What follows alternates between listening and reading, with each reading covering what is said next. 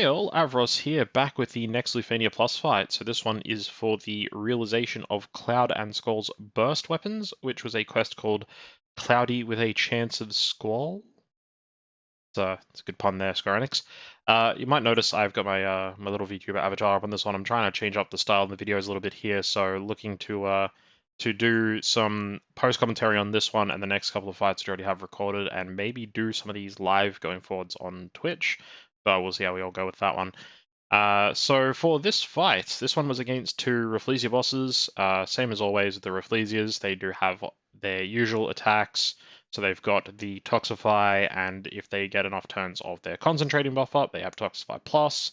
Both of these remove unframed debuffs from themselves, batteries them. Does an AoE Bravery into HP attack. The Toxify Plus is a guaranteed hit, and will hit all while they're concentrating. And this one also has a guaranteed kill Lufenia orb. It is lethal. It spawns at 79% HP for this fight, maximum count of 8, and is increased by 8 by delaying them for at least 2 turns. Or dealing critical bravery will increase the count by 1, but due to the -2 on ally action, this would just be a stalling measure to keep the orbs from expiring too quickly. Another thing to keep in mind in this fight, there is two Rafflesias, as I said, and both of them have a ability which is a turn rate becomes instantaneous effect, which will remove their own debuffs and moves them to the next active spot in the turn order, which will occur after your party takes 7 turns in a row, and each boss has actually a separate counter for this one, so if one of them gets a turn and you take 7 turns for the other one will jump forward, but the first one won't because it already had a turn. So that's it for the intro. Let's get on with the fight here. So just going to sort of take you through the strategy as the fight plays out here. So I brought a party, as you can see, of Gilgamesh, Garnet, and Eiko for this one. And, excuse me.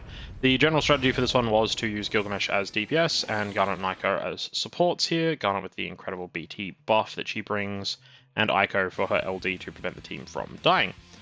So, starting off in this one, I wanted to get the burst effects up as soon as possible to try and prevent them from being dropped off at all early by any sort of Toxify Blast going off or anything like that from the boss stings that they use turns. So on the first turn, I go ahead and use Gilgamesh's BT effect there.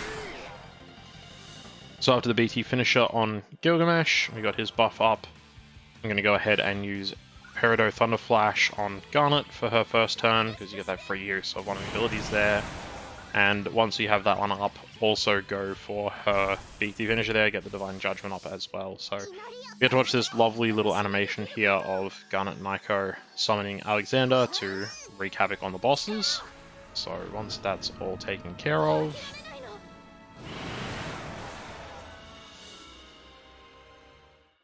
we have Eiko's turn.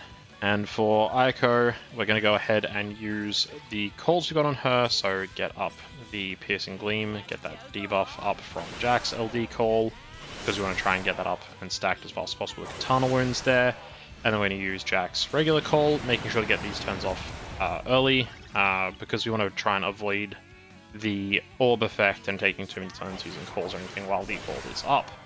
So once you have both those LDs used, both the call, sorry, the LD and the regular call, we're going to go ahead and use Eiko's LD here. So that gets up the Rebirth Flame as the overhead there, and now we're saved from any sort of KOs or taking too much HP damage, which is convenient because this A-boss here is going to go ahead and use Toxify. It's going to do a bunch of damage. Everyone's dropped below 50%, so the Auto Phoenix Rebirth Flame is going to go off, and that's going to keep the party healthy here going into the rest of this fight. So we also get an Idle and Eternal Darkness trigger, and the bosses are starting to drop down a bit low there. So before we go into the burst phase, because I'm going to use Gilgamesh for this one, we want to use his LD, I suppose I misjudged, because we need to get up those varied swords there during his BT effect. And once that's done, we go back to Garnet, another Peridot Thunder Flash, trying to save LD uses for later in the fight when we need them more. And Eiko is going ahead and get a chance to use Terra Homing here and set up Double Holy for later, which I had a plan for what I wanted to do with Double Holy, which turns out it didn't work. We'll cover that when I get to it, and we'll see how that didn't quite pan out for me here. 4 boss turns. We're lucky that we haven't had too much opportunity for them to get the jump forward so far.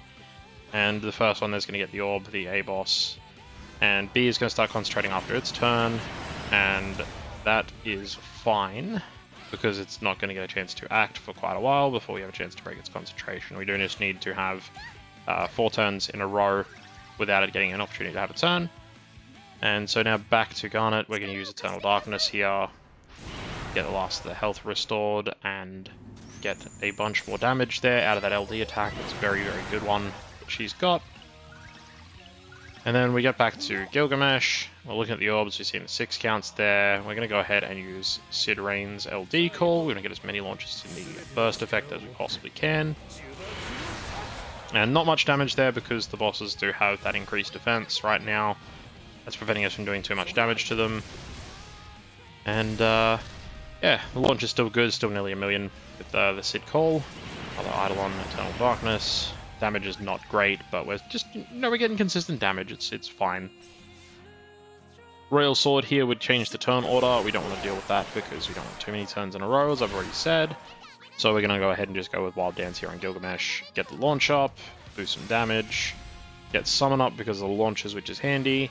And then we break the concentration. And just looking at the sort of turn counts here, we see a 4 and a 5. I'm like, alright, it's time to go for it. It's time to use Double Holy. And that should get the critical bravery up twice. It should increase the orb by 2, but because it only counts as 1 attack, it doesn't increase it at all. It just still gets the decrease by 1, so we'll see it goes down to 3 here. So that strategy didn't pan out at all, which is a bit disappointing. We go over to Garnet, 3 and 3 on each. We're going to hit Cleansing with Krile, get the greater weakness damage up, and get the Thunder enchant and resist down for everybody. And with the low orb counts here, I considered going into Garnet's burst for a second, and then chose to not do that and just go straight for the Brothers summon here. So this is kind of a bit of a bad situation here. Gilgamesh only got 2 turns left of that Sid Rain's call. We want to make sure we use that on the burst, so we got to make sure he doesn't get too many turns. So Peridot Thunderflash, because it's got the fast turn rate. And then we're going to go ahead and use Holy Prayer because the EX finished charging on Garnet, just to keep her in the driver's seat here for as long as possible under summon. This knocks Gilgamesh's next turn outside of the summon window, so we should be fine to get his burst off 1 turn if Sid's LD buff still up.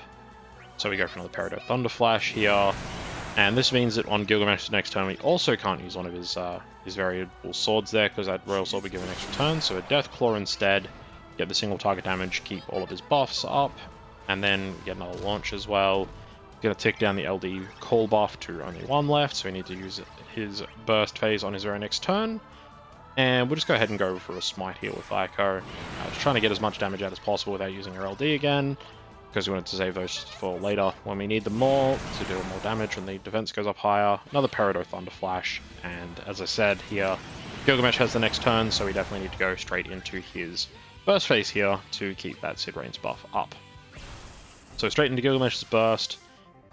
We've still got the Royal Sword, so we're going to use that one. Make sure Eiko is following up directly after Gilgamesh, because we want to keep those Rebirth Flame buff stacks up as high as possible. So I wanted to get her in next in the turn order. Get off some more launch damage, and you're going to notice the damage is going to start dropping off on the bravery hits here again, because the bosses are going to start concentrating and you get the increased defenses and stuff. So Hurricane right after. You need to vary attacks between each to make sure those swords come back up. So we got Royal Sword into Hurricane, and we're getting more launch. Over 1 million there, so that's still good. Power goes up, and what sword do we get next? Ice Brand. So this one doesn't need the Sid Rain's buff. It's also going to battery everybody, so that's really handy. We're going to get a lot of damage out of this one as well, so that's really where we want it to be with these sort of burst phases. And then we got 39% on A and 45% on B, so we're going to go ahead and hit B with Wild Dance.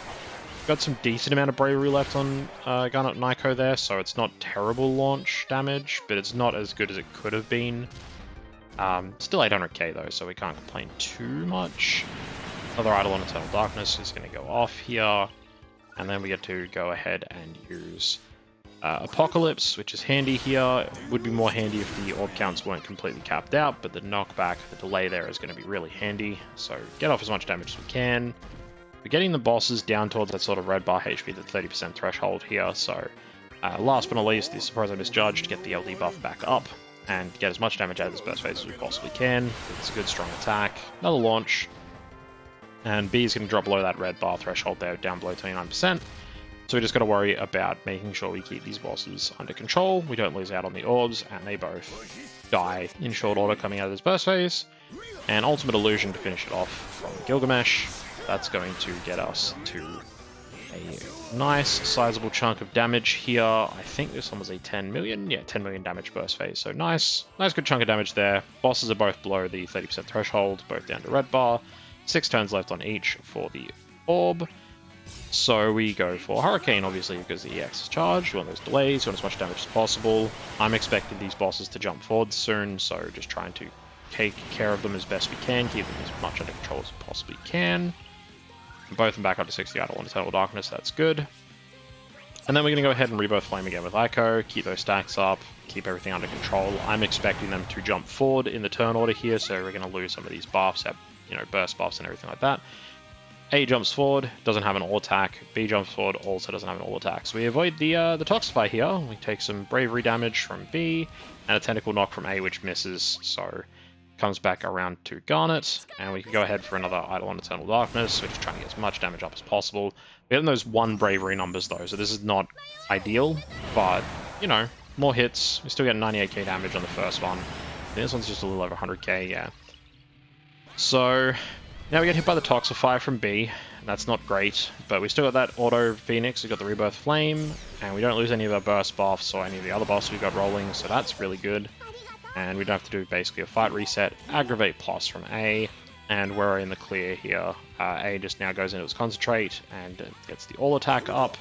Mythgraven Blade from Gilgamesh here, make sure we cap off everyone's HP, which is incredibly convenient timing there, because that saves us having to use a heal from one of the other members of the party here to keep everyone topped up. And we're down below 10% or at 10% for both bosses, so just looking at my options here with Gilgamesh, best option, just go for Wild Dance. Just try and knock it down, try and take care of both as best we can. More Idle on Eternal Darkness for relatively low damage. It's still good damage, but it's not as good as it could be, obviously.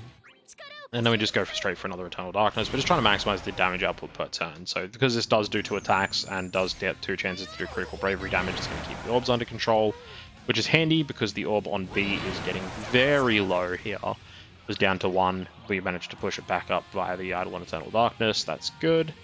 And we're just going to go ahead and just smite boss B with Eiko. And that's going to get up to 2. It's going to go down to 1. It doesn't actually lose any on its own turns, so this isn't going to actually expire the orb. It's going to aggravate attack on Gilgamesh. Another Idle on Eternal Darkness goes off.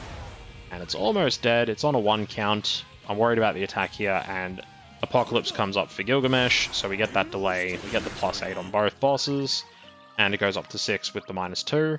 And we're back in business. No problems here. Got incredibly lucky because, as you can see, the B-boss didn't die there, so we just do everything we can to make sure it's going to die. We go ahead and use Peridot Thunderflash on Garnet. We're just trying to maximize the damage output here, just doing as much as we can. A is going to jump forward. It's not concentrating, so we only have to deal with the regular Toxify, and that's going to trigger Rebirth Flame again, and that also is going to be enough damage to take out Boss B.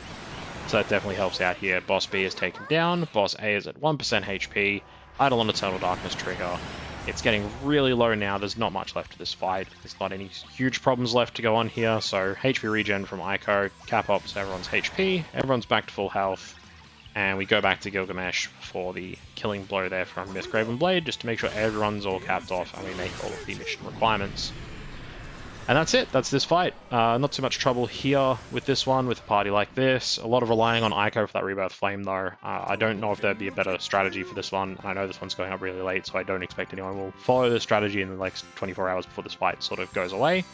But it meets all the requirements, turns, score, no KOs, and we also get that Greatsword requirement there with Gilgamesh bringing his Greatsword. So that takes care of all of that, and there's the artifacts and everything we used there.